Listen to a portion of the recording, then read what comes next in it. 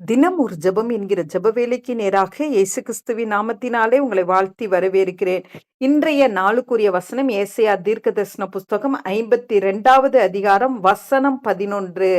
புறப்படுங்கள், புறப்படுங்கள், அவ்விடம் விட்டு போங்கள், அசுத்தமானதை தொடாதிருங்கள். கர்த்தருடைய பாத்திரங்களை சுமக்கிறவர்களே, அதன் நடுவிலிருந்து புறப்பட்டு உங்களை சுத்திகரியுங்கள். நாம் யாவரும் கண்களை மூடி தேவனை நோக்கி பார்ப்போம். எங்களை நேசிக்கிறதான நல்ல தகப்பனே, இந்த நாளுக்காக நாங்கள் நன்றியோடு உம்மை ஸ்தோத்தரிக்கிறோம் அப்பா. கர்த்தர் கொடுத்த புதிய நாளுக்காக நாங்கள் நன்றியோடு உம்மை துதிக்கிறோம் சுவாமி. உம்முடைய வருகை மிக சமீபமாய் இருக்கிறபடினால் உமக்கு நாங்கள் நன்றி செலுத்துகிறோம்.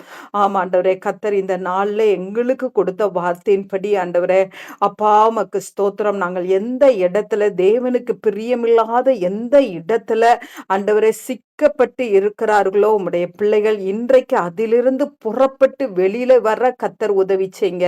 ஆண்டவரே, உம்முடைய பிள்ளைகள் தங்களை சுத்திகரித்து கொள்ள கர்த்தர் உதவி செய்யுங்க. தேவனுக்கு பிரியமில்லாத இடத்தில் அமர்ந்திருப்பார்களானால், ஆண்டவரே தேவனுக்கு பிரியமில்லாத ஐக்கியத்தில் இருப்பார்களானால், இன்றைக்கு ஆண்டவரே அந்த இடத்தை விட்டு வெளியேறி ஆண்டவரே உம்மோடு ஐக்கியப்படும்படியாய் தங்களை சுத்திகரித்து கொள்ளுகிற கிருபையை கர்த்தர் தாங்க ஆண்டவரே.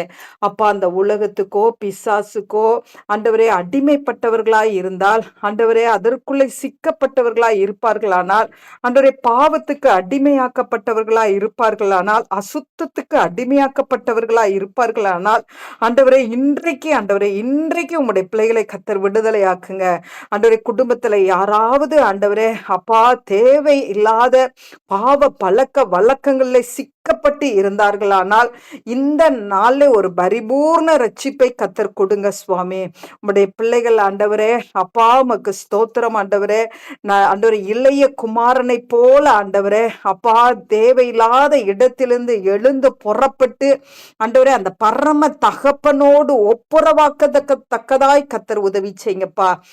ஆண்டவரே, தங்களை சுத்திகரித்து கொள்ள ஆண்டவரே தேவனுடைய இரண்டாம் வருகைக்கு ஒவ்வொருவரும் ஆயத்தமுள்ளவர்களாய் இருக்க உதவி செய்யுங்க. கர்த்தர் அந்த நல்ல கிருபையை ஊற்றுகிறபடினால் நன்றி. இயேசுவின் மூலம் ஜெபிக்கிறேன் நல்ல பிதாவே. ஆமேன், ஆமேன்.